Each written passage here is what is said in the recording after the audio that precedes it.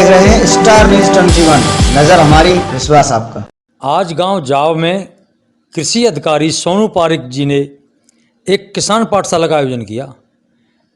इस किसान पाठशाला में किसानों को उन्होंने बहुत ही बारीकी से समझाया कि कैसे हम पराली का प्रबंधन कर सकते हैं और पर्यावरण को बचा सकते हैं। दूसरी, इसी पराली से हम अपने खेत में जैविक खाद में परिवर्तित करके फसलों को बहुत ही उन्नत किस्म का खाद दे सकते हैं। आइए देखते हैं उनकी खास बातचीत, हमारी उनसे क्या बातचीत हुई और उन्होंने किसानों को क्या क्या टिप्स दी।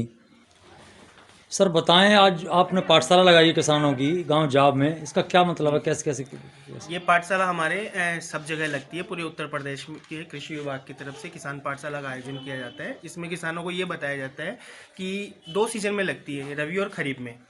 इस समय खरीफ रबी का चल रहा है। रबी में हम फसलोत्पादन से संबंधित जानकारी देते हैं कि किस प्रकार से किसान की उत्तम जो वेराइटियां हैं विभाग की तरफ से जो मिल रही हैं, उन्नत प्रजातियां हैं, वो अपने बीज गोदाम से 50% छूट पे मिल रही हैं।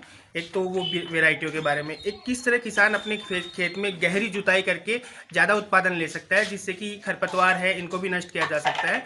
और इस समय मुख्य मुद्दा है कि पराली प्रबंधन के बारे में किसानों को यह समझाया गया कि अपने खेत की पराली अपने खेत में ही मिलाना, जिससे क्या है कि वो खेत में सड़के और खाद के रूप में बन जाएगी। क्या संसाधन है उसके? सरकार ने कुछ अवेलेबल कराया किसानों को जानकारी दी? सरकार की तरफ से 50% छूट पे पराली प्रबंधन के कृषि यंत्र है, जैसे हम उसमें रोटावेटर भी बोल सकते हैं और हेरो मशीन भी हेरो बोल सकते हैं, जो क्या है कि खेत में मिलाने वाले खेत में ही मिला देते हैं, खेत की पराली को खेत में ही मिला देते हैं। यदि हम खेत की पराली को खेत में मिलाते हैं तो उससे क्या होगा कि अपने खेत में जो नाइट्रोजन, यूरिया, फास्फोरस, डीएपी आप देते हो, ये आपको बाहर से कम देने पड़ेंगे और उसी खेत से पराली में वो अवशेष मिल जाएंगे, खाद के रूप में परिवर्तित हो जाएंगे, वो बिल्कुल खाद में परिवर्तित हो जाएंगे। तो आज क्या जानकारी दी पाठशाला में किसानों को? आज किसान पाठशाला में किसानों को एक तो पराली प्रबंधन के बारे में बताया गया, उसके पश्चात किसानों को बताया गया कि कृषि विभाग बीज गोदाम पे भी उन्नत प्रजाति के गेहूं के बीज उपलब्ध है, जिसमें अपने पास 29 HD 2967 है, 3086 है, DBW 550 है और 343 वेराइटी है और 1142 वेराइटी है, जो कि एक किला में आपको 65 मन तक उपज देती हैं। और इससे वास्तव में बहुत अच्छी प्रजातियां हैं। किसान भाई इनको अपने खेत में प्रयोग करें, जिससे अधिक से अधिक उनके उत्पादन हो सके। तो इसमें कुछ छूट वगैरह सरकार की तरफ से? बिल्कुल, इन प्रजातियों पे सरकार ने 50% अनुदान उपलब्ध करवाया है, जो कि किसान भाई को अपने खेत की नकल, आधार कार्ड और बैंक पासबुक उपलब्ध कराना पड़ेगा, जिससे कि उनके किसान भाइयों के खाते में अनुदान की राशि हस्तांतरित की जा सके। सब्सिडी आपकी 1 महीने या 1.5 महीने के अंतर्गत आ जाएगी, क्योंकि इसमें विभागीय प्रोसेस भी होती है, जैसे डीबीटी करना है और डीपीटी के पश्चात वो आपके खाते में सरकार आपका यंत्र की सुविधा कुछ मिलने की आप आशा करते हैं?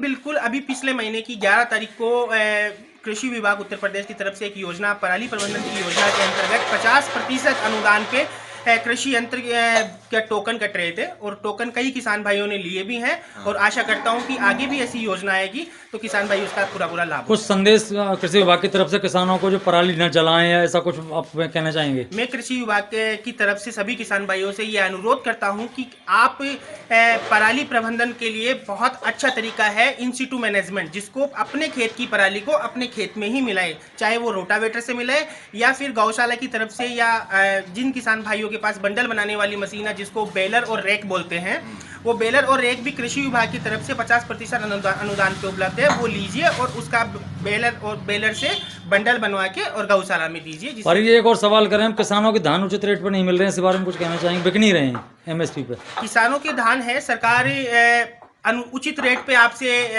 खरीदेगी, ऐसी कोई वो नहीं है, और लेवी रेट पे आपको उसका अनुदान में उसका वो पूरा फायदा मिलेगा। वहाँ कुछ जगह तो मिल नहीं रही ऐसी किसान को? चाता में भी लगता है, कोसी कला में भी लगता है, और आगे भी हम विभाग से कंफर्म करके आपको बता देंगे कि अगली रेट कहाँ पे लगे।